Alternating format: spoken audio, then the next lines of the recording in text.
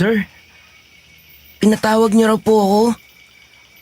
Uwi na po Medyo gabi na rin po. Yes, Mr. De La Rosa. Ipinatawag kita dahil gusto kitang makausap tungkol sa resulta ng exam mo kanina. Bakit bagsak ang nakuha mong score? Hindi ka naman ganyan dati May problema ka ba, iho? Pasensya na po, sir. Nahirapan lang po ako sa exam kanina. Pero promise po, babawi po ako sa susunod. Hindi na po mauulit. Alam mo naman, ayokong may bumabagsak sa klase ko, hindi ba? Pero sige, malalampasin ko muna ito. Pero, may isang kondisyon. Anong kondisyon po, sir? Isara mo ang pinto. Ilak mo.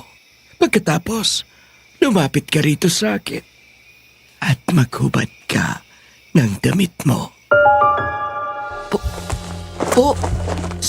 Sir? Bakit po? Mula ngayon, gagawin mo ang lahat ng iuutos ko sa'yo. Dahil kapag hindi ka sumunod, kakainin kita.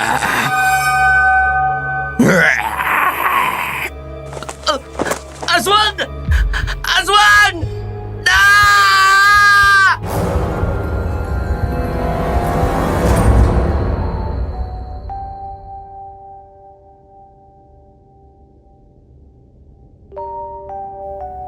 Ang pagiging mabuting tao ba ay nasusukat sa kasarian?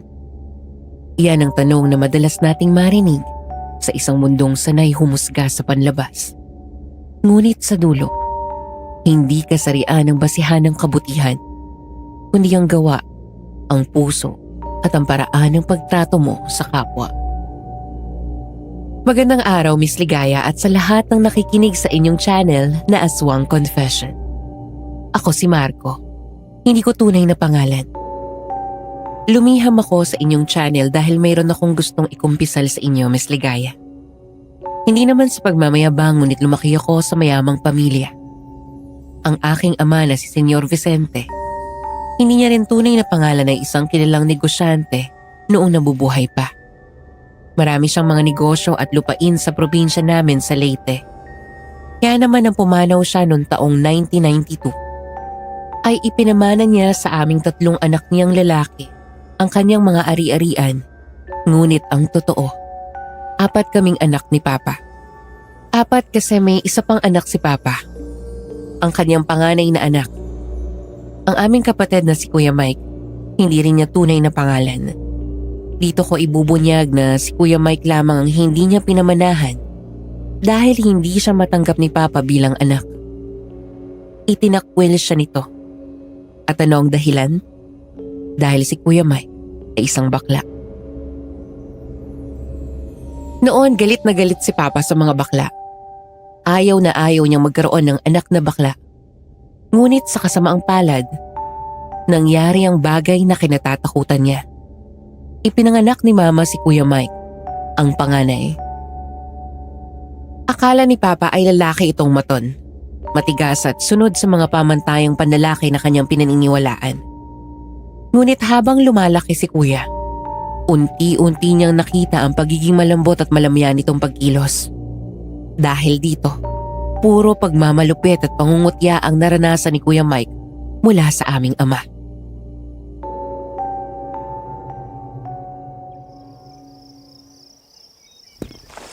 Ang ganda-ganda ko! Ang ganda-ganda ko! Walang kasing ganda! Kuya, tigilan mo na yan. Alisin mo na yung makeup at lipstick sa mukha mo. Baka makita ka ni Papa. Siguradong bubugbugin ka na naman niya. Ay, Marco, sanay na ang mukha ko sa mga bugbog ni Papa. Tingnan mo to, May black eye pa nga ako.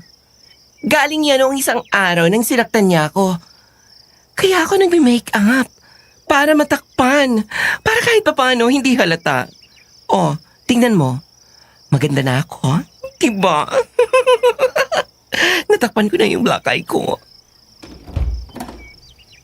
Ay, putik! Ay, Diyos ko naman! Manang! Muntik na akong himatayin. Akala ko si Papa na ang pumasok. Senyorito Mikilito, dumating na ang papa ninyo galing opisina.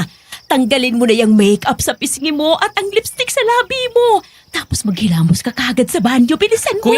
Kuya, nandiyan si Papa. Bilisan mo. Senyorito Marco, ilak mo ang pinto para walang makapasok. Opo, Manang.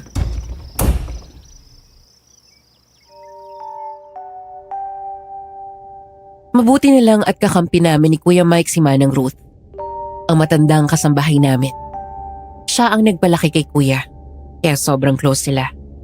Close din naman kami ni Manang pero iba talaga ang samahan nila Kuya. Para kay Manang, okay lang na pusong babae si Kuya. Sa totoo lang, tuwang-tuwa pa nga siya kapag nagme-makeup si Kuya o kapag suot niya ang damit ni Mama. Sabi nga ni Manang, kung nagkaroon siya ng anak, gusto niya ay babae. Matandang dalaga kasi si Manang Ruth. Ako naman kahit ganun si Kuya, mahal ko siya. Mabait kasi si Kuya Mike. Tinutulungan niya ako sa mga homework ko at siya ang tagapagtanggol ko tuwing inaaway ako ng mga pinsan namin. Dati kasi ako ang pinakapayatot sa aming magkakapatid. Yung dalawa ko pang kuya na sina Kuya Melvin at Kuya Martin, wala namang pakialam ang mga yon. Puro barkada ang inaatupag. Kaya kami ni Kuya Mike ang mas naging close. Si Papa naman, simula nang pumanaw si Mama dahil sa sakit sa puso, negosyo na lang lagi ang inaatupag. Palagi rin siyang galit. Lalo na kay Kuya Mike. Lalo na kapag masama ang panaginip niya. Naalala ko, isang gabi.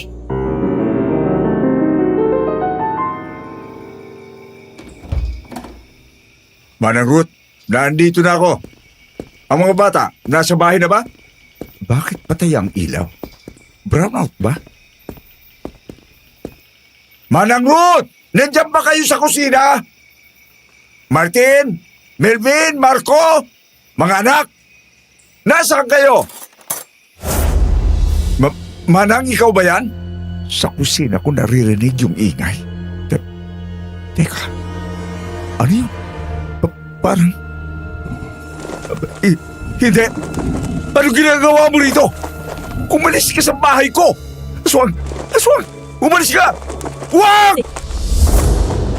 Senyor Vicente! Senyor, gising po! Senyor! Papa, gising. Pa! Huwag kang lalapit! Huwag! Senyor! Nananaginip po kayo. Kanina pa po kayo nagsisisigaw.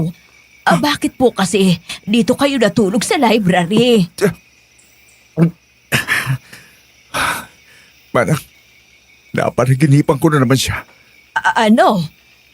Siya na naman? Bakit pa? Sino pong napanaginipan nyo? Bakit parang takot na takot kayo? Wala, Marco. Masamang panaginip lang, anak. Napakasamang panaginip. Teka, ang mga kapatid mo, nakauwi na ba? Ang kuya mo? Kanina pa po nakauwi si Kuya Mike. Sina Kuya Melvin at Kuya Martin naman po. Kakauwi lang galing school. Teka pa, saan po kayo pupunta pa?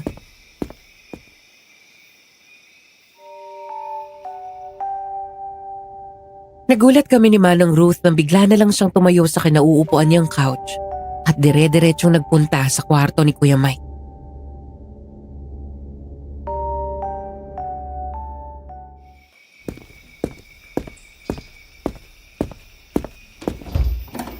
Hoy! Bumangon ka riyan! Sabi ng bangon! Papa, dumating na pala kayo. Mana po?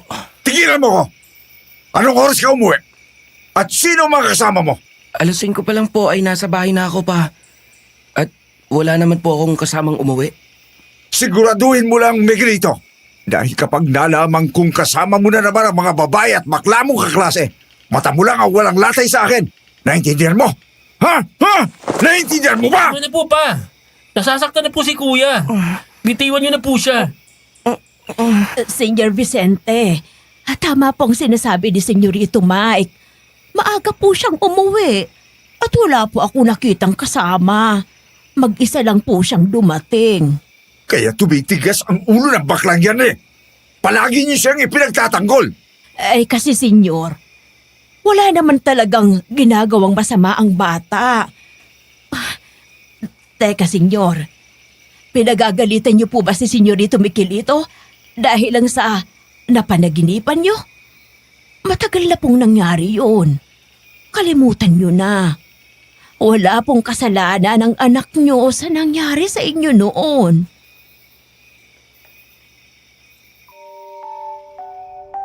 Sa sinabi ni Manang Ruth, natigilan si Papa Miss Ligaya. Nakakuyom ang mga palad habang padabog na lumabas sa kwarto ni Kuya Mike. Tahimik at walang imik.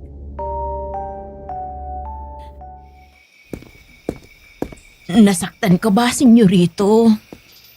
Hindi naman po masyado, Manang. Ayos lang po ako. Bakit ba ganun si Papa? Palagi na lang niyang sinasaktan si Kuya, lalo na kapag nananaginip siya ng masama. Manang Ruth, ano po ba yung palaging napapanaginipan ni Papa? Bakit palagi na lang si Kuya ang pinupuntirya niya? Huwag niyo na munang isipin yan. Masamang panaginip lang yon ng papa niyo. Ang mabuti pa, ayusin niyo ng mga sarili niyo at maghahapunan na. Senyorito Miguelito, palitan mo yung suot mong shorts. Mabuti na lang at hindi yan napansin ng papa mo kanina. Kundi, baka hindi ka na naman niya tantanan. Saan mo ba naman kasi nakuha yung napakaikling pink short na yan? Regalo po sa akin yun ang kaklase ko ng birthday ko. Ngayon ko lang po yan nasuot. Hubarin mo na yan at magpalit ka na ng iba. Siguradong pagbubuhatan ka na naman niya ng kamay. Opo, Manang. Papalitan ko na lang po.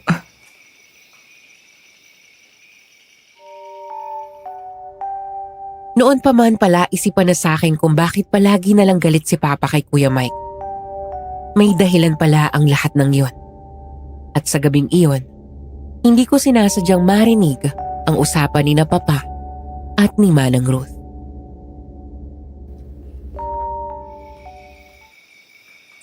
Senyor, hanggang kailan niyo po ba pagmamalupitan si Senyorito Miguelito? Alam naman po nating iba siya kumpara sa tatlo ninyong anak. Pero mabait at matalino siyang bata. Bigyan niyo naman po siya ng pagkakataon. Kahit kailan. Hindi ko siya matatanggap kung ganyan siya. Ang lambot-lambot, mas mahinim pa sa babae. Hindi ko matatanggap na may bakla sa pamilya ko. Senyor, kaya po ba ganyan ang trato niyo sa kanya dahil lang sa nangyari sa inyo noon? Hindi po yun makatarungan. Nakaraan na po yun. At wala pong kasalanan doon ang anak niyo. Hindi po lahat ng bakla ay masama. Hindi totoo yan. Lahat sila ay salot sa lipunan. Mga halimaw! Hanggang ngayon ay napapanaginipan ko pa rin ang teacher kong bakla na may lahing aswang. Tinakot niya ako noon. Kapag hindi ko rin siya sinunod sa lahat na pinagagawa niya sa akin, papatayin niya ako at kakainin pati pamilya ko. Wala akong nagawa. Bata pa ako noon. Paulit-ulit niya akong pinagsasamantalahan. Ginawa ng kababuyan hanggang sa magsawa siya. Sa sobrang takot ko, hindi ako makapagsumbong. Mabuti na lang at naisipan ni na Papa na ilipat ako ng eskwelahan. Doon lang ako nakatakas sa impyernong yon. Pero senyor, hindi po makatarungan na ibuntun niyo ang galit sa sarili niyong anak. Hindi siya ang gumawa nun sa iyo. Hindi ko makakalimutan ang lahat, Manang. Kahit kailan.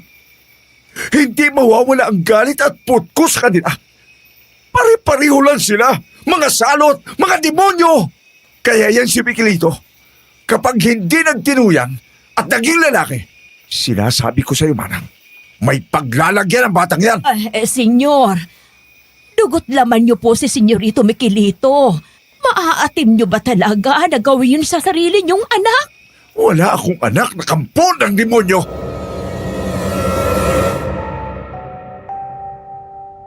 Gulat na gulat ako sa mga narinig ko, Miss Ligaya. Si Papa, pinagsamantalahan noon ng isang baklang aswang. Totoo pala na may aswang. Hindi ko maipaliwanag ang nararamdaman ko. Galit si Papa kay Kuya Mike hindi dahil sa kung sino siya, kundi dahil sa bangungot na dinanas niya noon. Pero tama ba na pagbayarin si Kuya Mike para sa kasalanang hindi naman niya ginawa?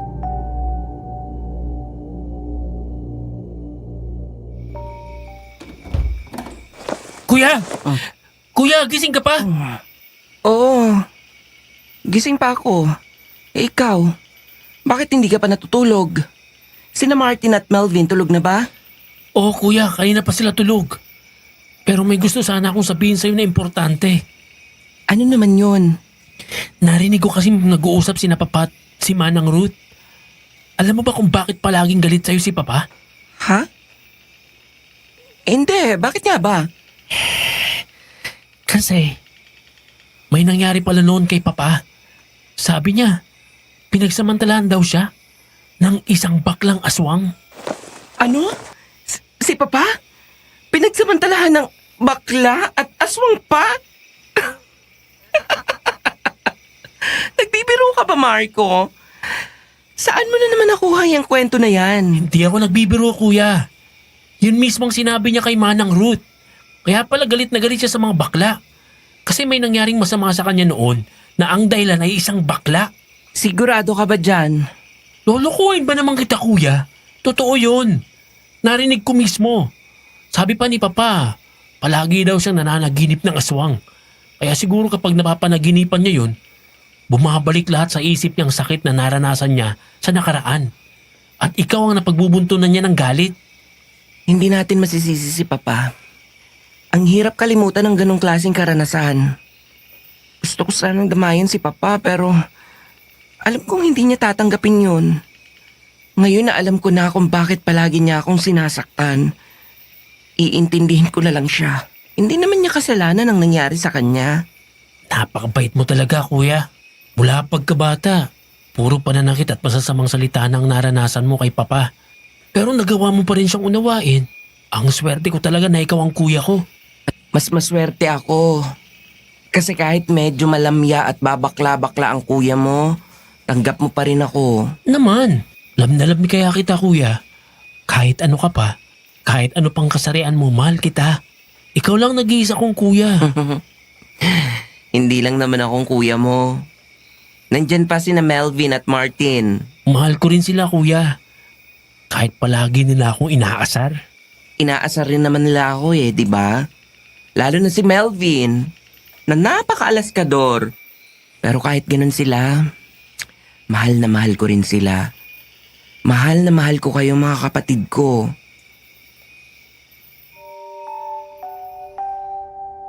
Hindi ko na namalayan na bumagsak na ang mga luha ko sa mga mata.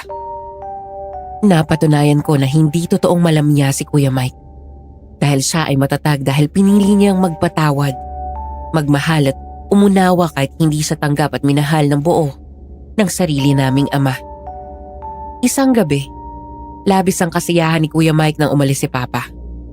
Nagpaalam kasi si Papa na maglalaro raw siya sa kasino kasama ang mga kaibigan. Kaya naman panatag na naman si Kuya. Malaya na naman ulit siyang makapagsuot ng mga damit ni Mama at makapaglagay ng makeup at lipstick. Ano? Bagay po ba sa akin itong black dress ni Mama, Manang? Ay, bagay na bagay sa'yo. Sakto sa katawan mo. Parang ginawa talaga para sa'yo ang damit na yan ng mama mo Ang ganda ng tabas. At ang ganda mong magdala. Ay, kulang na lang. Heels at handbag. Talaga, Manang? O baka naman mas bagay sa akin itong red o kaya itong lavender. Ay, nako. Lahat ng kulay bagay sa'yo. Ikaw pa ba? Kahit anong isuot mo ay carry mo. Yan ang gusto ko sa iyo, Manang Kaya close na close tayo. Isa pa, bagay ba sa akin tong lipstick? Hindi pa masyadong mapula? Ay, tamang-tama lang yan sa labi mo. Siguro, wag mo lang masyadong kapalan para hindi masyadong matapang ang dating. O ano, Marco? Pang beauty queen na ba ang kagandahan ng ate mo? Siyempre naman. Basta kung saan ka masaya, doon din ako.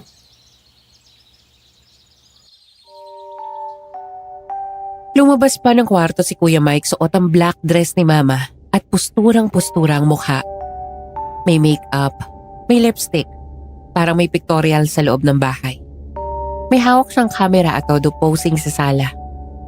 Masaya kaming lahat hanggang sa biglang bumukas ang pinto.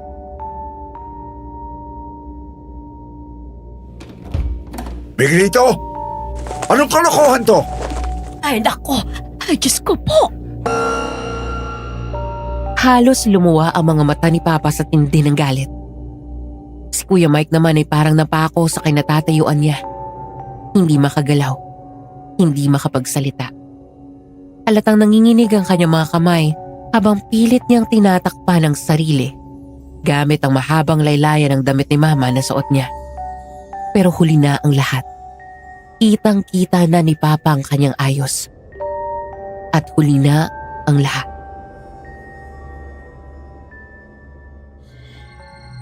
Pa? Magpapaliwanag po ako. Sinasabi ko na nga ba? Mabuti na lang at bumalik ako. Walang iya ka talaga. Ginagamit mo pa ang gamit ng mama mo sa kaibangan mo yan. Hayop ka! Tarantado ka. Ganyan pala ang ginagawa mo kapag wala ako. Ha? Pa, wag naman po. Pa, tama na po! Wala naman pong masama sa ginawa ni Kuya eh. Tumahimik ka, Marco.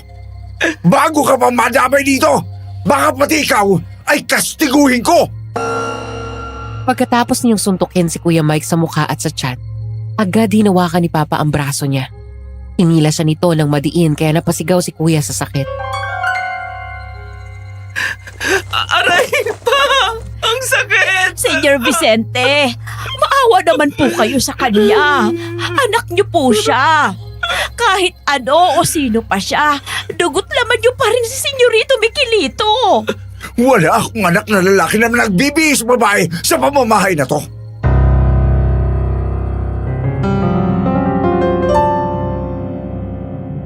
Parang sumabog ang puso ko sa nakita kong pagsampal ni Papa kay Kuya Miss Ligaya. Mabilis at walang pag-aalinlangan ng kamay niya na dumapo sa pisngi ni Kuya Mike na para bang gusto niyang burahin ang buong pagkatao nito. Napasalampak sa sahig si Kuya sa lakas ng pagsampal at saglit siyang natigilan bago dahan-dahang tumulo ang luha sa mga mata niya. Wala akong anak na lalaki na nagbibihis babae sa pamamahay na ito.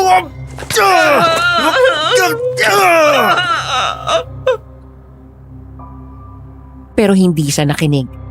Lalo pa siyang nagalit. Sunod-sunod ang suntok at tadyak ang pinakawalan niya kay Kuya Mike. Walang patid, walang awa. Hindi ko na alam kung ano ang uunahin ko.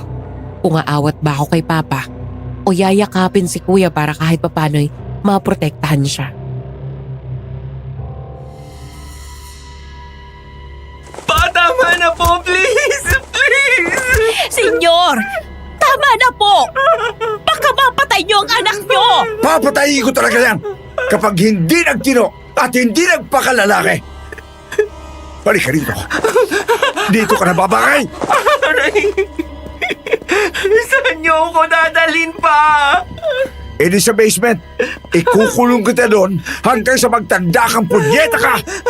Wala kang karapatang humarap sa mga tao dahil isa ka lamang malaking kahihiyan.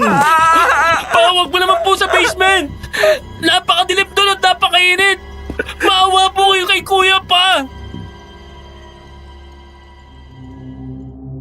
Hindi ko na alam kung ilang beses ko siyang pinakiusapan. Pero para bang wala siyang naririnig. Parang hayop na kinalalgad ni Papa si Kuya Mike pababa sa basement. Ang mga paa ni Kuya ay halos hindi na makalakad. Nakasayad na sa sahig. Habang pilit siyang itinatayo ni Papa sa bawat hila. Halos manghina na ang katawan ni Kuya. Hindi lang dahil sa sakit na nararamdaman, kundi sa hiya, takot at sa hindi niya maintindihang galit ng aming ama.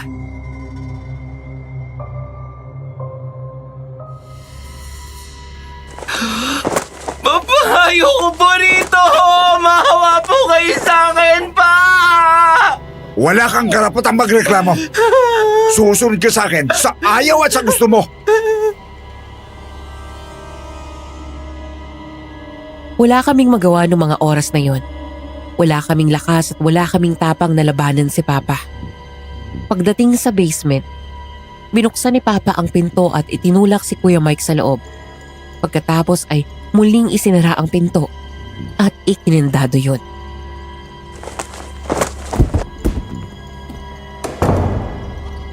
Tandaan nyo, hindi siya lalabas yan at hindi siya kakain hanggat hindi niya itinutuwid ang sarili niya. Senyor Vicente, huwag niyo naman pong gawin ito sa anak niyo. Kung gusto niyo siyang ikulong, sa kwarto na lang po niya, huwag dito sa basement. At saka isa pa, kalabisan na po ang balak niyong hindi siya pakainin. Manang, ako pa rin ang may karapatan na magdesisyon sa pamamahay ko. Kaya wala kang karapatang manghimasok. Naintindihan mo, Manang? Papa! Sumusobra ka na!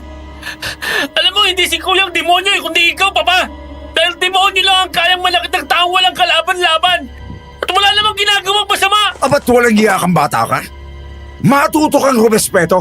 Marco, wala kang alam, kaya wala kang karapatan na sabihan ako ng ganyan. Ako pa rin ang ama ninyo. Ako ang dapat na masusunod dito. Kung gusto mo pang makita ang kapatid mo, babaguhin niya ang sarili niya at aalisin niya ang demonyong pagkatao niya. Pero pa, walang masama sa pagiging... Ayoko nang marinig pa yan. Kilala mo ako, Marco. Masama akong nagagalit. Bumalik na kayo ni Manang Ruth sa itas. Manang, isama mo na si Marco sa itas. Ayoko makikitang may lalapit at pupunta rito sa basement. Ha? Walang sino man ang lalapit sa kanya. Kahit sino. At kapag may sumuway, alam niyo na kung anong mangyayari. Miss Ligaya, ipinamukha sa amin ni Papa na walang ibang batas sa bahay niyon kundi siya. Lahat ng salita niya ay parang tinaga sa bato. Walang puwang sa awa. Walang espasyo para sa pangunawa. Ang tingin niya sa pagiging totoo ni Kuya ay kasalanan. At ang kaparusahan ay kulong, gutom at kahihiyan. Habang paakyat kami ni Manang Ruth sa hagdan, hindi ko napigilan ng luhang kanina ko pa pinipigil.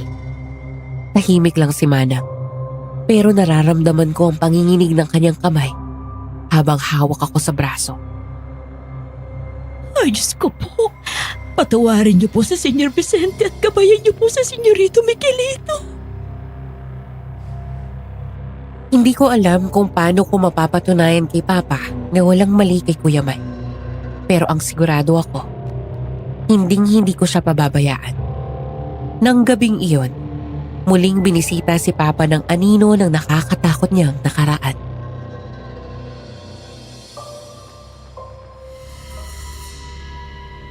Ano kaya ang ingay na yun? Teka, nagmumula ang ingay sa loob ng basement kung saan ko ikinulong si Miguelito. Si Miguelito gustong tumakas sa basement. Hindi pwede. Kailangan niyang magtanda. Makakatikim ka sa aking bata ka. Sisiguraduhin kong lumpok ang lalabas niyan. Punyeta ka? Hindi ka titigil sa pag-iingay mo? May bala kang Ikaw? Anong ginagawa mo rito? Nasaan si Miguelito? Kailan mo ba ako titigilan? Umalis ka na sa buhay ko! Halimaw ka! Huwag kang lalapit. Hindi mo na ako mabababoy. Hindi na! Hindi na!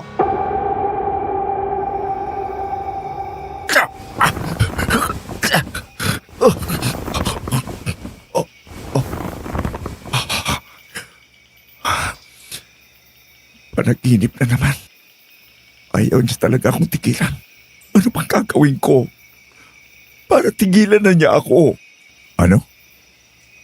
Papatayin ko ang aking panganay? Dahil siya ang salot sa buhay ko? Tama. Tama. Kailangan mawala siya. Hanggat narito siya sa pamamahay ko, paulit-ulit lang niyang binubuksan ang sugat ng nakaraan. Dapat siyang mawala sa landas ko.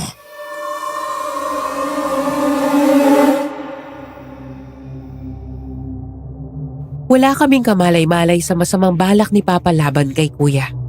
Isang araw, pinakawalan niya si Kuya Mike mula sa basement at niyaya niya itong mamasyal sa labas.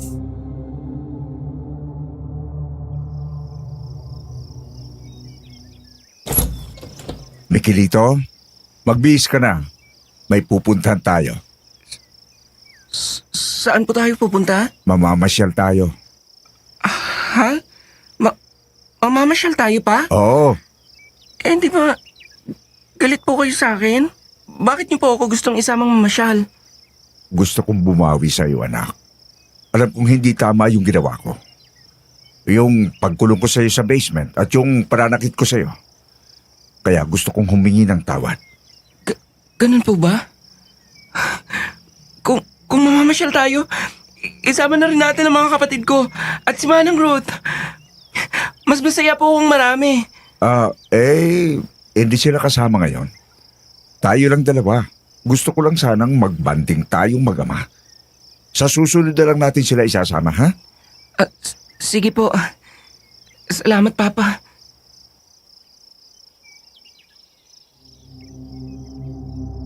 Dahil sa sinabi ni Papa, tuwang-tuwa si Kuya Mike. Agad siyang nagbihis at nag-ayos. Kita sa mukha niya ang saya at pananabik. Pero ako, hindi ko maiwasang magtaka. Maging si Manang Ruth, napakulot ang noo. Halatang may pagdududa din.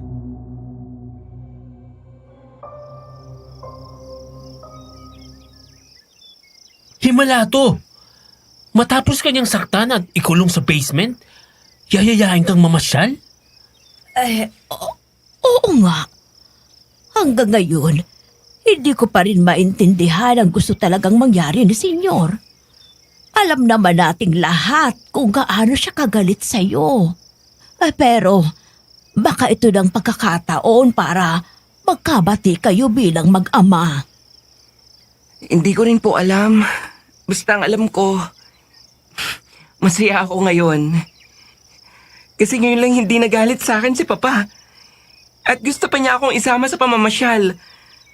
Noon ko pa yun pinapangharap na makasama siya kahit minsan. Dati kasi, palagi na lang kayo ni Marco, pati sina Martin at Melvin ang isinasama niya. Ako, palaging iniiwan dito sa bahay. Simula nang malaman niyang bakla ako, ikinahiyanan niya ako. Pero ngayon, sabi niya, gusto niyang bumawi. Kaya sino ba naman ako para tumanggi? Hindi ko alam kung bakit hindi ko magawang maging masaya para sa'yo, kuya. Pero parang may mali. Parang ang bilis magbago ni Papa. Parang hindi siya yun. Hindi siya basta-basta nagpapatawad.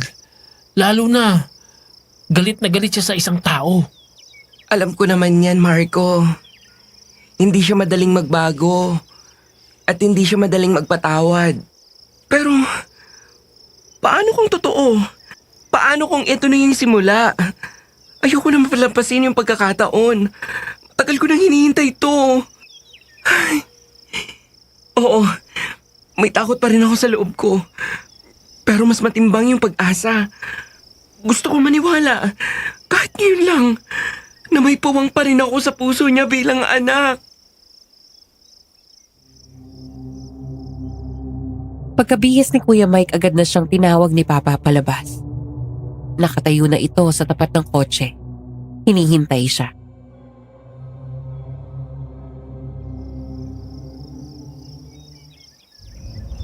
Tara na, Miguelito, sakay na! Sige po, Papa.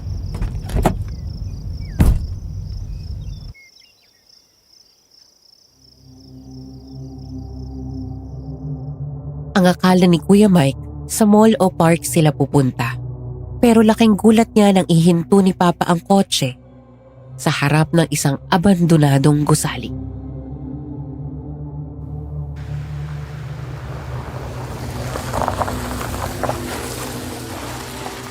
Pa? Anong lugar to? Bakit po tayo nandito? Huwag ka na masyadong tanong ng tanong. Bumaba ka na riyan. Bilis!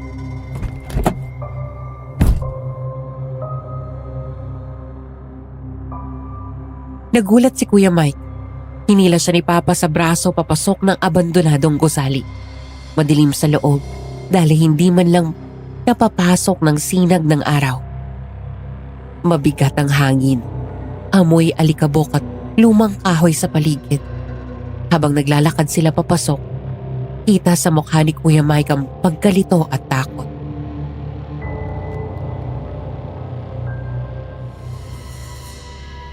Pa, anong lugar to? Akala ko ba mamamasyal tayo? Huwag ka ng maraming tanong. Tuloy lang ang paglalakad. Hindi na muling nagsalita si Papa, Miss Ligaya. Tahimik lang siyang naglakad. Hawak pa rin si Kuya Mike sa braso. Hanggang sa makarating sila sa isang bakanting kwarto sa pinakaloob ng gusali. Pagkabukas ng pinto, 5 lalaking nakasuot ng kulay itim ang bumungad sa kanila. Lahat ay may suot na maskara, kaya hindi makikilala ang mga mukha nila. Sino po sila, Papa? Bakit tayo nandito? Pero hindi na siya sinagot ni Papa. Sa halip, lumapit ang isa sa mga lalaki at bigla siyang nilapitan. Sapilitang piniringan ng kanyang mga mata.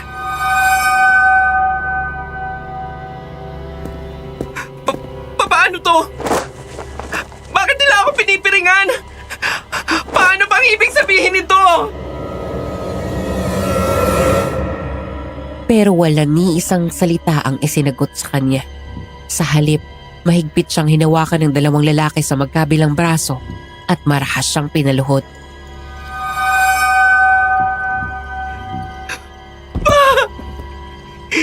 Hindi na po ito nakakatuwang biro! Nasasaktan na ako! Tumigil ka na! Ang daldal mo! Hindi ka ba titigil?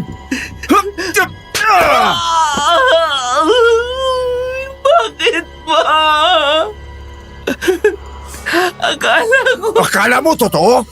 Namamamasya lang tayo? Ulol.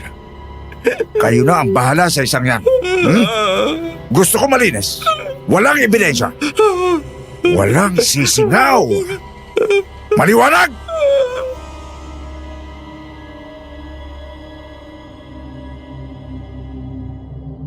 Tumango ang mga lalaki. Umalis si Papa na para bang walang nangyari. Naiwan si Kuya Mike sa mga armadong lalaki. Maya-maya lang.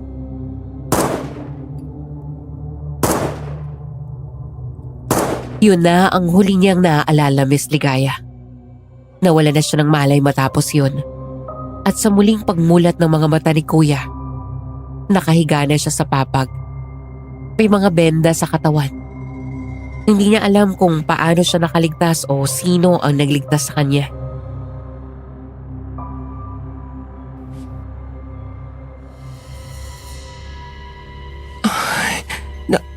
Nasaan ako? Ano nangyari sa akin? Parang ilang araw akong nakatulog ah. Siyempre, 3 araw kang walang malay. Nagulat si Kuya Mike nang marinig ang boses ng babae. Dahan-dahan siyang dumilat. Mas lalo nanlaki ang kanyang mga mata nang makita ang isang dalagang nakatayo sa gilid ng papag.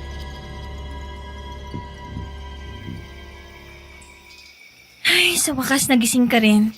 3 araw kang walang malay. Sino ka? Nasaan ako? Nandito ka sa bahay namin. Saan to? Bakit ako nandito? Ang dami mo namang tanong. Jella, hindi ganyan ang tamang pakikitungo sa bisita. Pasensya ka na sa anak ko, ha? Ako si Juliana. Siya naman ang anak kong si Jella. Ako naman po si Mike. Pero bakit po ako nandito? Ang huli ko pong natatandaan, dinala ako ng papa ko sa isang lumang gusali. Tapos iniwan niya ako sa mga lalaking nakamaskara. Tapos nakarinig ako ng mga putok ng barel. Parang tinamaan ako. Tapos wala na ako maalala. Hindi mo naaalala na may tama ka ng bala sa likod? Sa tagiliran at sa may tiyan? Ibig sabihin, totoo po yung narinig kong mga putok ng barel? Oo, iho. Pinagbabaril ka ng kung sino. Natagpuan ka namin ni Jenna na palutang-lutang sa may ilog. Akala namin wala ka ng buhay. Pero may pulso ka pa, kaya agad ka namin dinala dito sa bahay namin. Ginamot na rin namin ni Jella mga sugat mo. Ilang araw na lang maghihilom na rin yan. Oh! Bakit ka umiiyak? O bakit? May naalala ka ba? Kilala mo ba kung sino may gawa sa'yo niyan? Oo. Kilala ko po. Ha? Sino? Ang sarili kong ama. Ano? Sarili mong ama? Anong klaseng ama yun? Paano niya nagawang pagtangka ng buhay mo? Napatingin si Kuya Mike sa kanyang tiyan. Hawak ang benda sa kanyang katawan. Halatang nalilito pa rin siya sa mga nangyari. Walang gustong magsalita. Tila nahulog ang katahimikan sa gitna ng maliit na kubo na yon. Si Kuya Mike ay patuloy sa pag-iyak habang si Juliana at Jella ay hindi alam kung paano tatanggapin ang mabigat na revelasyon. Nanginginig pa rin ang boses ni Kuya habang kinukwento ang katotohanang matagal na niyang kinikimkim.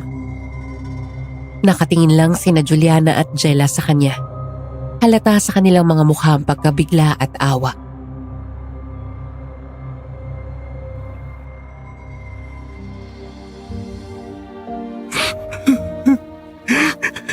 Nakakalungkot lang na nagtimala ako sa kanya.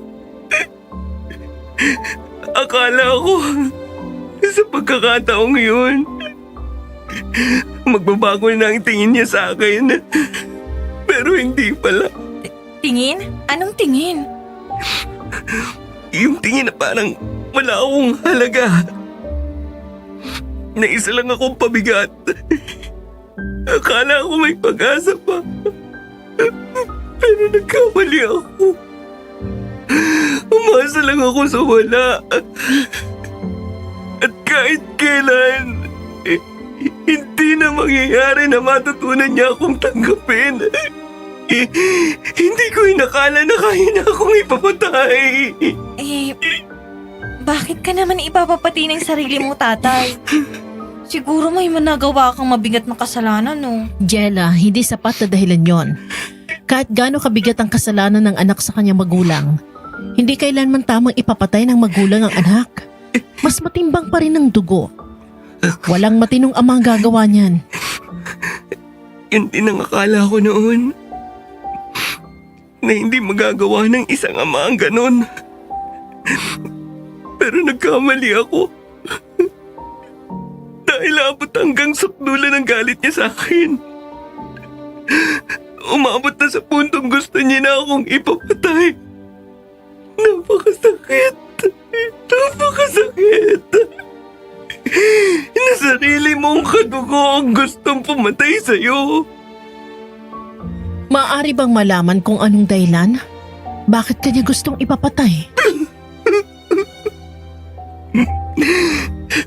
Ayaw niya kasi ng anak na bakla.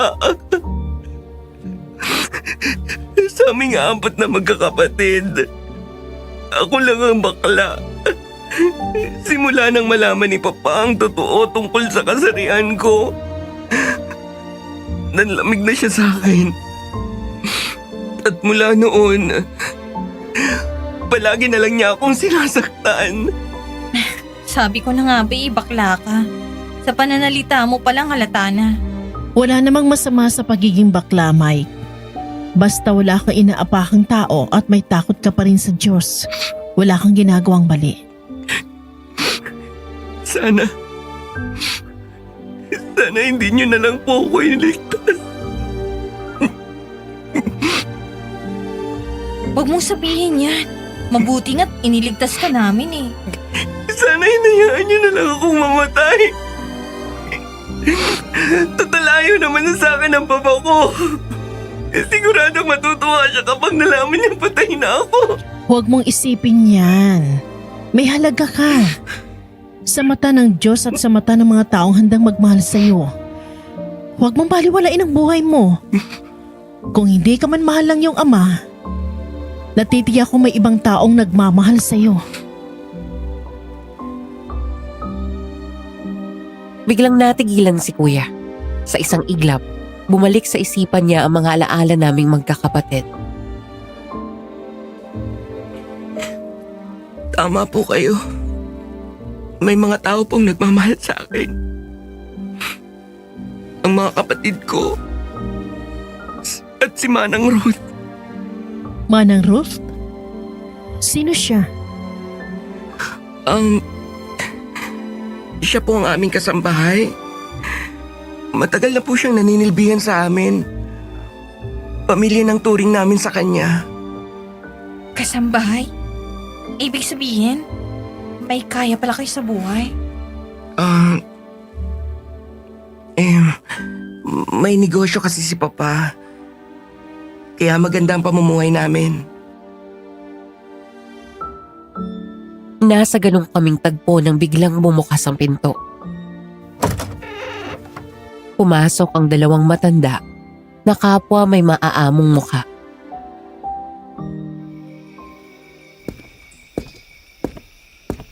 Oo. Gising na pala ang bisita natin eh.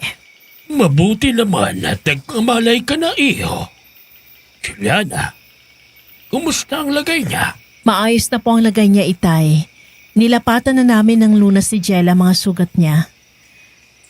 Sila ang mga magulang ko. Si Nanay Chedeng at si Tatay Crispulo. Ang pamilya namin ay mga manggagamot, mga albularyo. Kaya kahit grabe ang mga natamo mong sugat sa katawan, nagawa ka pa rin namin iligtas.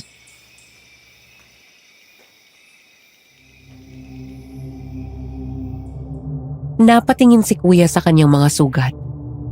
Hindi niya sukat akalain na sa ganoong lugar at sa piling ng mga taong hindi niya kilala ay mabibigyan siya ng panibagong buhay. Dahan-dahan siyang bumangon mula sa papag. Kahit masakit pa ang katawan niya, pinilit niyang tumayo bilang paggalang sa mga taong tumulong sa kanya.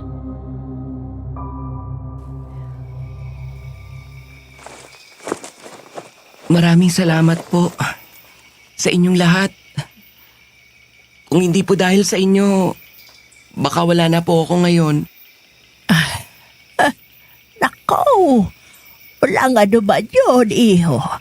Masaya kami na makatulong sa kapwa, lalo na sa mga nagagailangan. Grabe ang mga tama mo sa katawan, iho. Parang punong-puno ng galit ang nanakit sa'yo. Lalo pat sa mga sensitibong bahagi ka pa pinunteriya. Kung hindi ka kaagad natagpuan ng anak ko, baka hindi ka na umabot dito. Ay nako, Itay, kung alam niyo lang ang pinagdaanan ng batang ito. Ay, bakit? Ano ba talaga ang nangyari sa kanya, anak?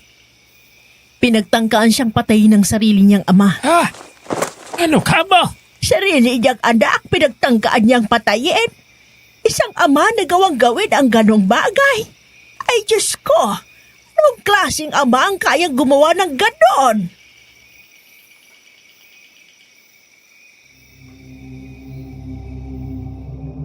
Lumingon si Juliana kay Kuya. Tila humihingi ng pahintulot. Tumango naman si Kuya. Handa na siyang ibahagi ang masakit na katotohanan. Napayuko si Kuya at muling naluhamis ligaya. Lumapit si Juliana at marahang hinaplos ang likod niya. Hindi na kailangang sabihin pa. Ramdam nilang lahat ang sakit na pinagdaraanan niya. Maaari mo ikwento kina Inay at Itay ang nangyari. Huwag kang mahiya. Makikinig kami.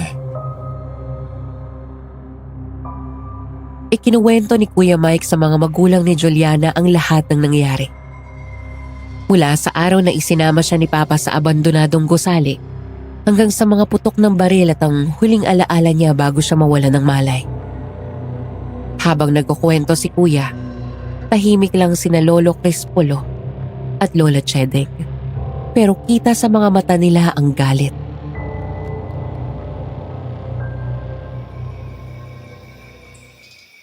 Napakawalang kwentang tao ng ama mong yon. Wala man lang konsensya. Sarili niyang dugot laman. Nagawa niyang pagtangkaan ng buhay. Ay, napakawalang hiya! Kung ako ang tatanungin, ay hindi na dapat binubuhay ang mga kagaya niyang hayop. Ama ko pa rin po siya. Kahit gaano po siya kasama, utang ko pa rin po sa kanya ang buhay ko. Oo. Utang mo sa kanya ang buhay mo. Pero hindi niya karapatan na bawiin yon. Ang taong tulad niya, dapat tinuturuan ng leksyon. Tay, tama na po. Masama sa inyo masyadong nagagalit. Ay, Krispolo, magunos dili ka nga.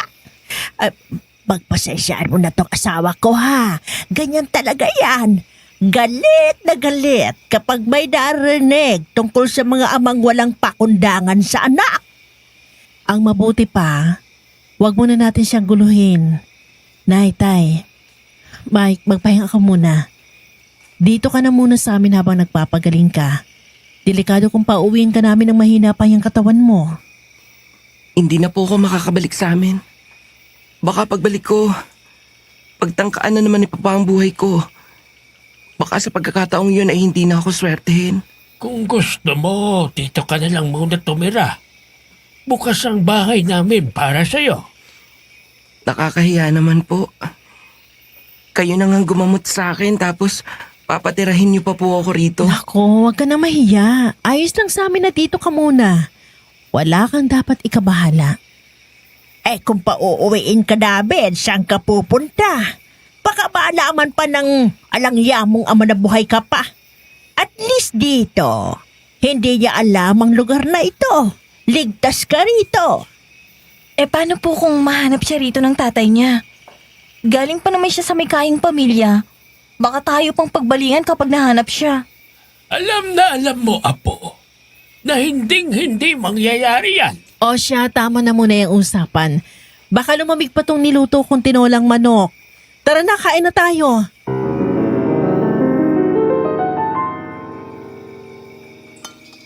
O Mike, kain lang ng kain ha. Huwag ka mahihiya.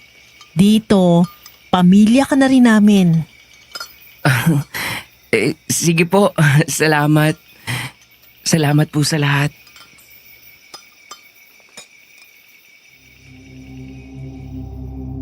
Habang sabay-sabay silang kumakain, nakaramdam si Kuya ng bahagyang kapayapaan.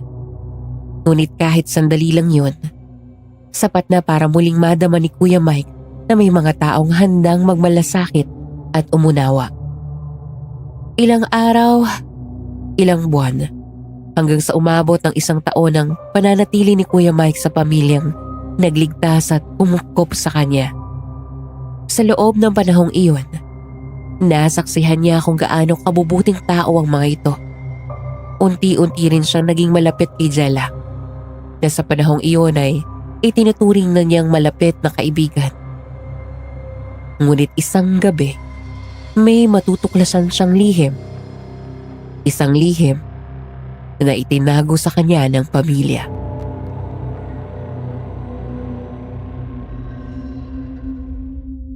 Ano?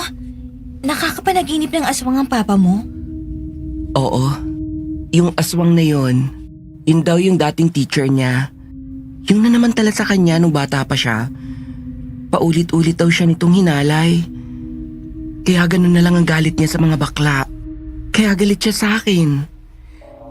Kasi naaalala niya sa akin ang bangungot ng kanyang nakaraan. Wala kang kinalaman sa nangyari noon, Mike. Kung may ginawang kababuyan sa kanyang baklang aswang na yun, di mo kasalanan yun. Alam mo, baka nakaengkwentro lang talaga siya noon ng masamang uri ng aswang. Kasi hindi naman lahat ng aswang ay masama o mapang-abuso. Tama ang lola kinig mo.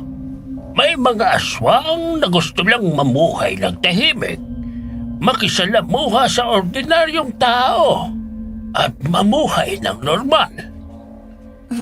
May aaminin kami sa iyo, Mike. Pero ipangako mo muna na huwag kang mabibigla. Huwag kang matatakot.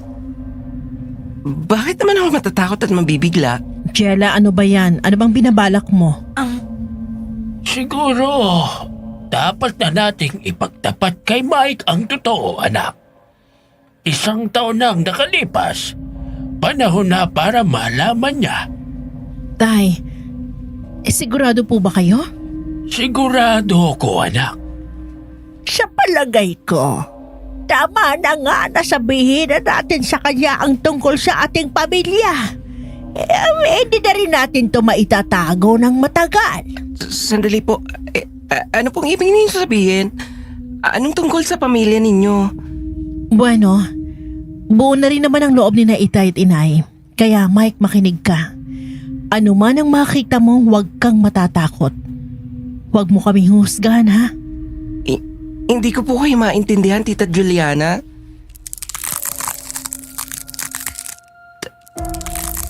Teka, ano nangyayari sa inyo? Bakit? Bakit nagbabago kayo ng anyo?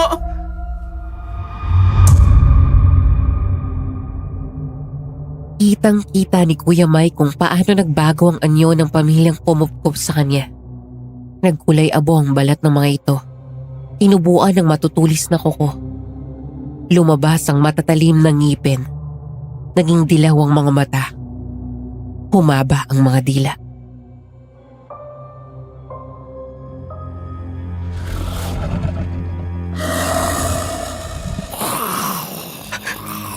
Aswang! Mga aswang kayo! Oo, Mike. Mga aswang kami. Pero hindi kami masamang aswang. Kaya naming kontrolin ang aming pagbabagong anyo. Hindi kami kumakain ng laman o karne ng tao. Karne ng hayop lang ang kinakain namin. Kumakain din kami ng gulay, prutas at mga lutong pagkain. Kahit anong kinakain ng tao, kaya rin namin kainin. Alam mo yan, dahil 1 taon ka na namin kasama. Kaya pala, kahit 1 taon na akong nandito sa inyo, ni minsan, ay hindi ko kayo nakitang nagbago ng anyo. Kaya ninyo palang itago ang tunay ninyong anyo. Oo, Mike. Kung masama kaming mga aswang, matagal ka na naming kinain. Pero hindi kami ganong klaseng aswang. Hindi kami nananakit ng tao. Di nagtagal ay bumalik na sa pagiging tao ang mga aswang. Isa lang ang pakiusap namin. Sana walang ibang makakaalam ng lihim namin. Dahil siguradong hindi kami maiintindihan ng mga tao. Sa mata ng iba, salot kami. Mamamatay tao. Pero ang totoo, gusto lang naming mabuhay. Gusto lang naming mamuhay ng tahimik at maging normal tulad ng mga ordinaryong tao. Nauunawaan ko na kayo. Ngayon ko lang napagtanto na hindi pala lahat ng aswang ay tulad ng sumira sa buhay ng papa ko. May mga mabubuti rin pala. Tulad ninyo. At huwag kayong mag-alala. Mananatiling lihim ang natuklasan ko. Pangako. Maraming salamat, Mike. Pero maiba ako. Ano na ang plano mo ngayon? 1 taon nang lumipas. Gusto mo bang bumalik sa inyo?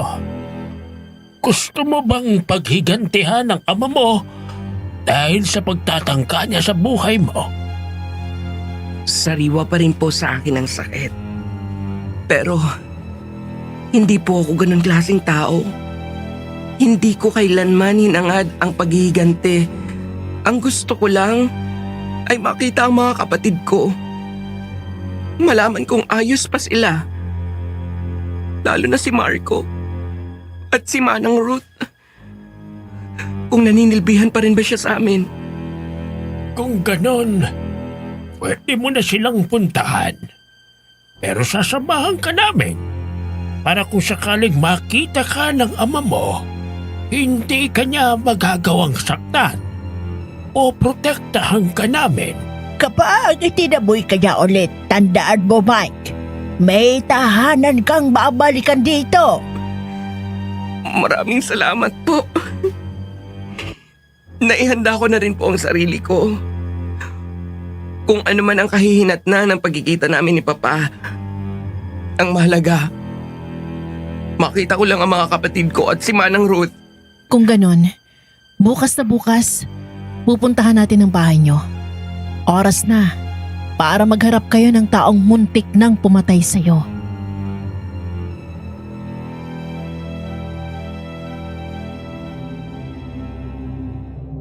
Ilang beses na pinag-isipan ni Kuya Mike ang pagpunta sa bahay namin. Hanggang sa nagdesisyon na siyang tumuloy. Ngunit hindi niya alam ang madaratnan niya pagdating doon.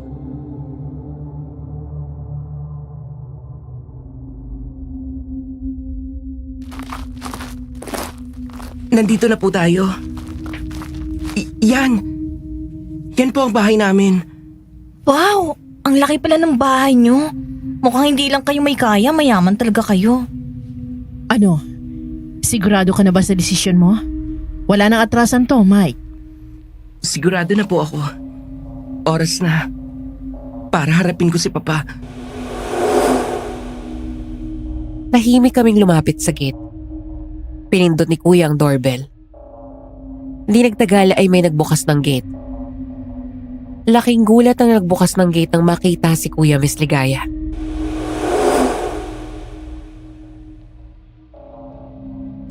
Senyorito Miguelito! Ikaw nga ba yan?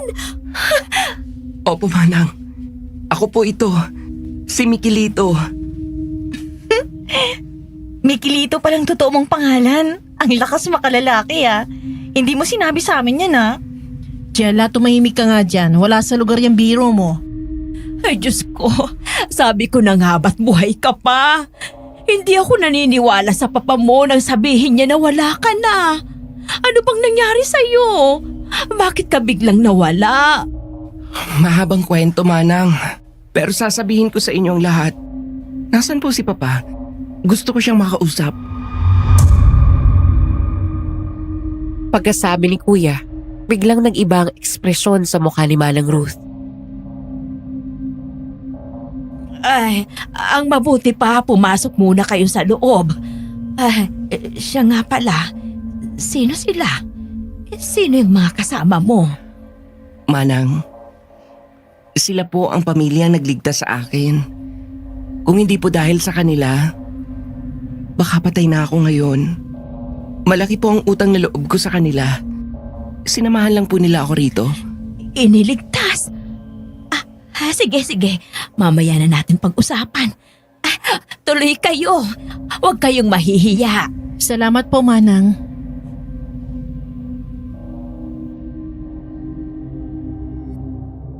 Pagpasok nila sa loob ng bahay, biglang bumalot ang malamig na katahimikan sa paligid. Napatingin si Kuya Mike sa loob. Halatang naninibago siya sa dating pamilyar na tahanan.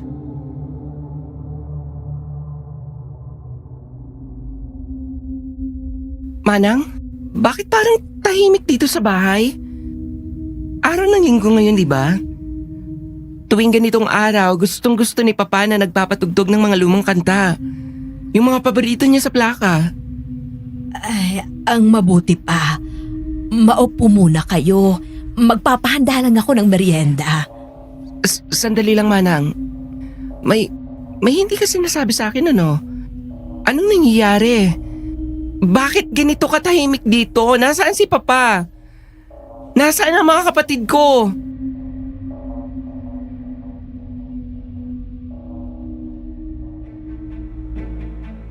Tahimik lang si Kuya Mike habang hinihintay ang sagot ni Manang Ruth. Pero sa halip na salita, biglang lumuhod si Manang at kumagulgol ng iyak.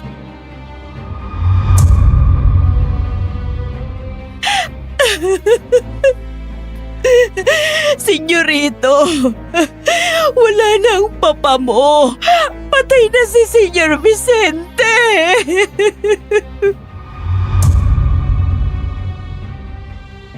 Sa narinig parang binagsakan si Kuya ng langit at lupa. Hindi siya agad nakapagsalita. Parang hindi niya alam kung iiyak ba siya, magagalit o matutuwa.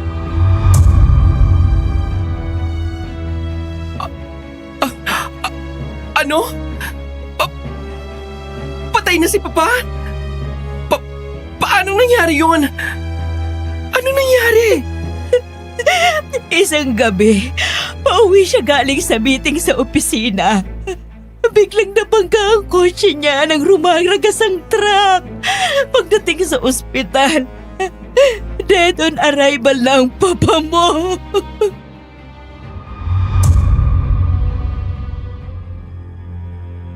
Halos hindi nakagalaw si kuya sa kinatatayuan niya, Miss Ligaya. Bigla siyang natulala na tila nakatitig sa kawalan. Sa loob-loob niya, parang may gumanti na para sa kanya. Parang ang tadhana na mismo ang gumawa ng paraan para makuha niya ang hustisya sa nangyari sa kanya, ngunit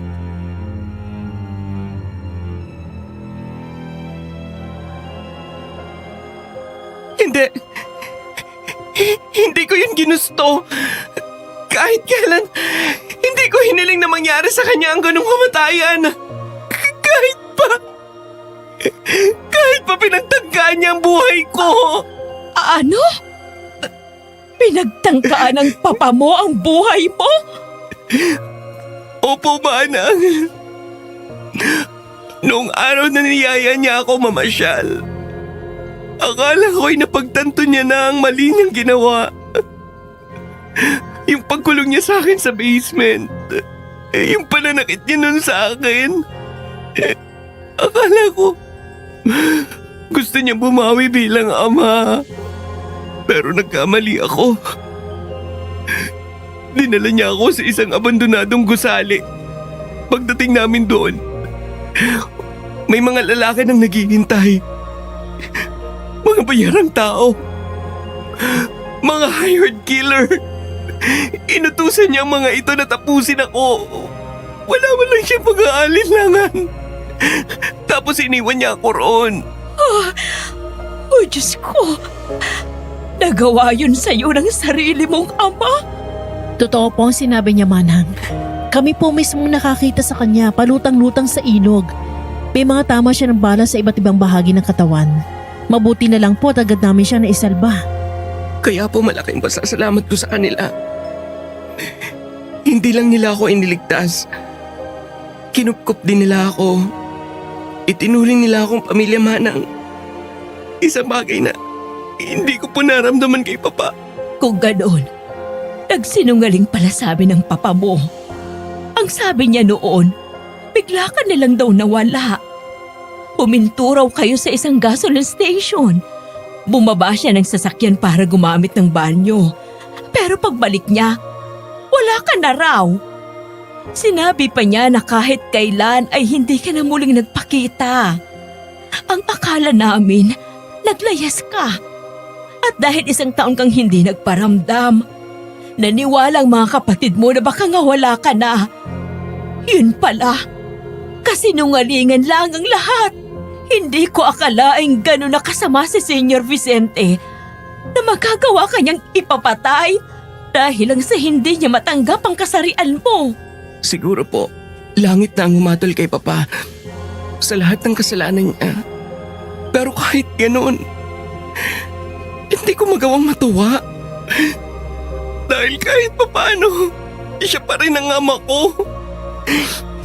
Ang nakakalungkot lang, kahit sa huling pagkakataon, hindi ko man lang nabawi ang pagmamahal niya. Pero mga kapatid ko po, si Marco. Sina Senyorito Melvin at Senyorito Martin ay nasa eskwelahan ngayon. At si Senyorito Marco po. Bakit? Bakit, Manang? Nasaan si Marco? Sumunod ka sa akin, Senyorito. Nasa itaas si Senyorito Marco sa kwarto niya.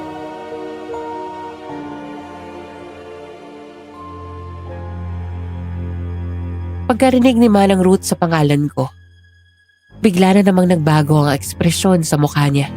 Tahimik lang si Kuya habang sumusunod kay Manang paakyat sa hagdan. Pero ramdam ang bigat sa bawat hakbang niya.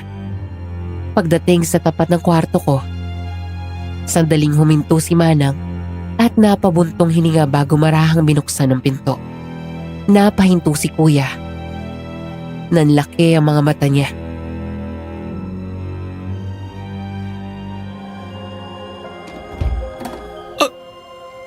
Ano nangyari sa kanya? Bakit siya naka-ventilator? Mula nung mawala ka, parang wala na rin ang sigla ni Marco. Mahina na talagang katawan niya noon pa. Pero lalo pa itong lumala nung hindi ka na namin nakita. Anong ibig mong sabihin, Manang? Palagi siyang nilalagnat at madalas na hinihingal. Akala namin, pagod lang o stress. Pero isang araw, habang kumakain siya ng tanghalian, bigla na lang siyang hindi makahinga. Diyos ko. Dali-dali namin siyang isinugod sa ospital. Pagdating doon, agad siyang sinuri ng mga doktor. Ang sabi nila, may malubha raw siyang sakit sa puso. Congestive heart failure. Wala na raw magagawa ang mga doktor dahil malala ng kondisyon niya. Mahina na ang tibok ng puso niya. Kaya hindi na rin kayang magdala ng sapat na oxygen sa katawan. Kaya ngayon, naka-ventilator na siya. Hindi na siya makakuha ng hangin sa sarili niyang lakas. Makina na lang ang tumutulong sa paghinga niya. Nagpapahinga lang siya ngayon. Pero sigurado ako, kapag nakita ka niya, matutuwa siya.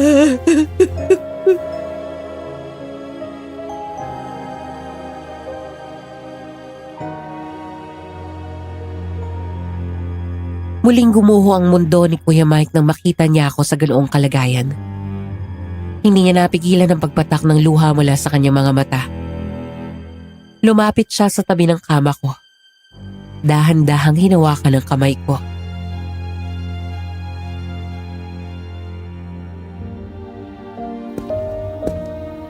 Marco? Bakit nangyari sa'yo to? Hindi ko inakala na aabutan kitang ganito. Noong huli tayo nakita, ang kulit-kulit mo pa. Tuwang-tuwa ka pa kapag suot ko yung dress ni Mama at nagbe-makeup ako. Pero ngayon, bakit nagkaganyan ka na? Patawarin mo ako. Hindi ko sinasadya na mawala at hindi magpakita sa iyo sa loob ng 1 taon. Pero huwag ka mag-alala. Nandito na si Kuya. Hindi na ako aalis. Babantayan kita. Aalagaan kita hanggang sa gumaling ka. Lalaban ka. Hindi pa tapos ang laban mo. At sa pagkakataong ito, sabay nating haharapin. Hindi na ako mawawala, Marco. Hindi na.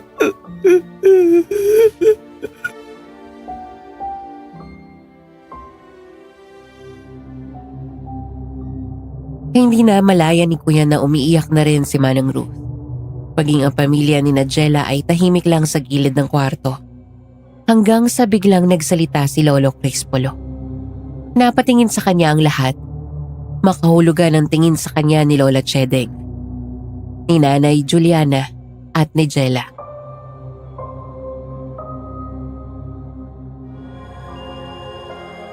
May paraan.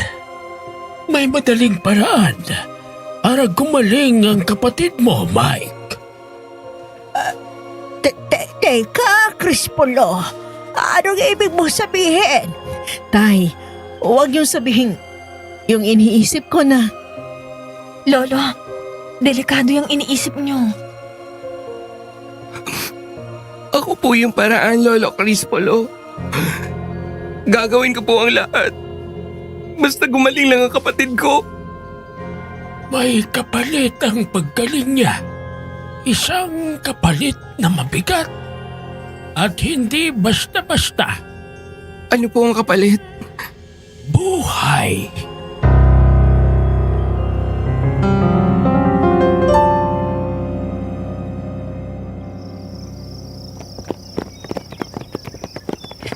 Huwag kayong magmadali sa pagbaba sa hagdan at baka madisgrasya kayo. Pasensya na po, Manang. Excited lang po kami ni na Kuya Melvin at Kuya Martin. Alam kong excited na kayo, pero mag-iingat naman kayo. Nalo ka na, Marco. Baka mamaya magkaroon na naman ng problema ang puso mo. Huwag po kayong mag-alala, Manang. Inaalagaan ko na pong puso ko. Pangako ko po yan kay Kuya Mike. Ay, ikaw talagang bata ka, oo. O siya, tayo na at baka inaantay na tayo ng Kuya Mike ninyo. Hindi pwedeng hindi tayo magpunta sa espesyal na araw niya.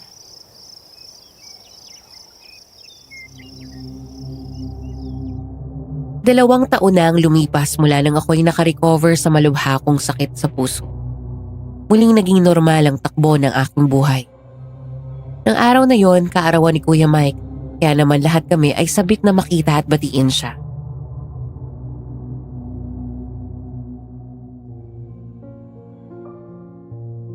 Nay! Lolo! Lola! Nandiyan na po sila! Oo nga, nandyan na sila. O ano, nakahanda na bang lahat? Nilabas ko na ang mga pagkain. May menudo, fried chicken, lumpiang Shanghai, at ang paborito ni Mike, spaghetti. Kompleto palang mga kapatid ni Mike. Siguradong matutuwa yun sa espesyal na araw niya. Ate Jella, Tita Juliana, Lolo Crispolo, Lola Cheding, kumusta po kayo? Mabuti nakarating din kayo sa kaarawan ni Kuya Mike. Kami pa bang mawawala? Hindi namin makakalimutan ang kaarawan ni Mike. Tara na, kanina pa tayo hinihintay ng kuya ninyo.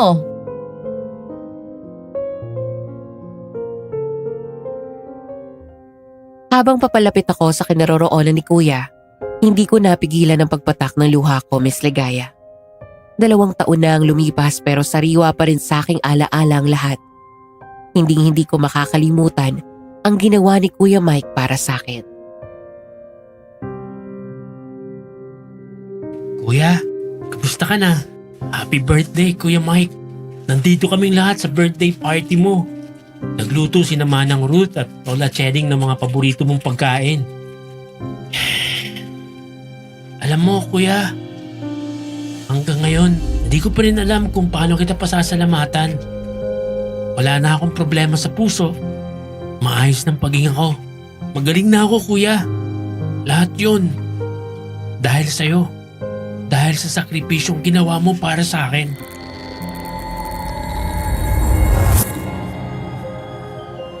Matutulungan ka naming mapagaling ang kapatid mo. Gamit ang kapangyarihan ng sumpang bulong ng aming pamilya. Sumpang bulong? Ano po yun?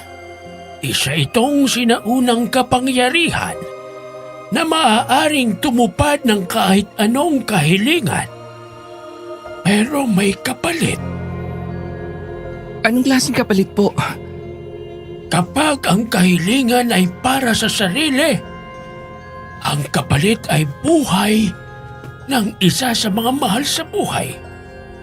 Ngunit kung ang kahilingan ay para sa iba, ang buhay ng mismong humihiling ang siyang kabayaran. Handa ka bang ialay ang sarili mong buhay para gumaling ang kapatid mo? Bilang mga aswang, ang lahi namin lamang ang pinagkalooban ng ganitong uri ng kapangyarihan. Kung sakali, ito ang unang pagkakataon na gagamitin namin ito para sa isang ordinaryong tao. Ano? Mga aswang kayo? O Diyos ko, mga aswang ang tumulong sa'yo, senyorito! Wala po kayong dapat na ikatakot. Manang, pabubuti silang mga aswang. Hindi po sila kumakain ng tao. Gagawin ko po, Lolo. Basta gumaling lang si Marco. Mike, hindi mo naiintindihan. Mamamatay ka kapag humiling ka sa sumpang bulong. Senyorito, huwag mong gagawin yan. Pakiusap. Huwag mong isakripisyo ang sarili mong buhay. Buo ng pasya ko. Matalino si Marco. At marami pa siyang pangarap. Kailangan niyang mabuhay. Sige po. Tinatanggap ko. Kung buhay ko ang kapalit ng pagaling niya, ibibigay ko ang buhay ko. Kung desidido ka na, tanggapin mo ang kapangyarihan. Umusal si Lolo Crispolo ng isang dasal na hindi maintindihan. Pagkatapos ay may ibinulong siya kay Kuya Mike. Ngayon, Ipulong mo ang sumpang bulong sa kapatid mo. Pero bago mo gawin yon, umiling ka muna sa hangin sa pamamagitan ng bulong. Saka mo ipulong sa kanya ang sinabi ko sa'yo. Sinunod ni Kuya ang utos. Saka siya lumapit sa akin at ibinulong ang sinabi sa kanya ni Lolo Crispolo. Hindi ko alam kung ano ang ibinulong niya dahil tulog ako ng mga oras na yon. Huwag ka sana magagalit sa akin, Marco. Ginawa ko to kasi gusto ko mabuhay ka. Tandaan mo, mahal na mahal kita.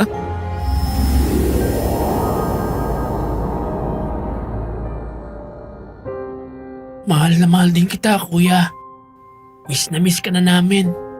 Kung nasaan ka man ngayon, sana masaya ka na. At kung magkita kayo ni Papa, sana mapatawad mo na siya sa mga kasalanan niya sa'yo. Ganyang kayo kamahal ng kuya nyo. Sino pa ang mag-aakala na kung sino pa ang itinakwil noon, siya pa ang nag-alay ng buhay. Napakaswerte nyo. Tama po kayo. Napakaswerte namin sa kanya.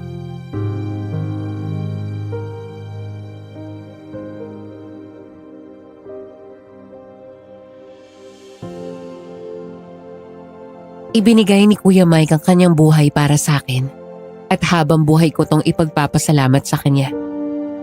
Nang malaman namin ang buong katotohanan, ang pinagdaanan niya sa kamay ni Papa at ang tungkol sa pamilyang aswang na kumupkop sa kanya, hindi talaga kami makapaniwala. Labis kaming nasaktan para kay Kuya. Ngunit higit ang pasasalamat namin sa pamilyang iyon na buong puso siyang tinanggap at minahal nung panahong nawala siya sa amin. Hanggang ngayon may komunikasyon pa rin kami sa kanila.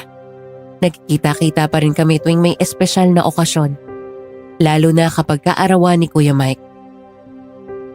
Bukod kay Kuya, malaki rin ang pasasalamat ko sa kanila dahil kung hindi nila ginamit ang kanilang kaalaman sa sumpang bulong, wala rin ako sa kinilalagyan ko ngayon.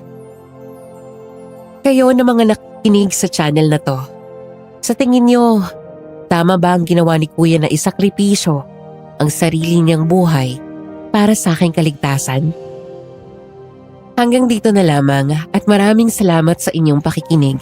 Lubos na gumagalang, Marco.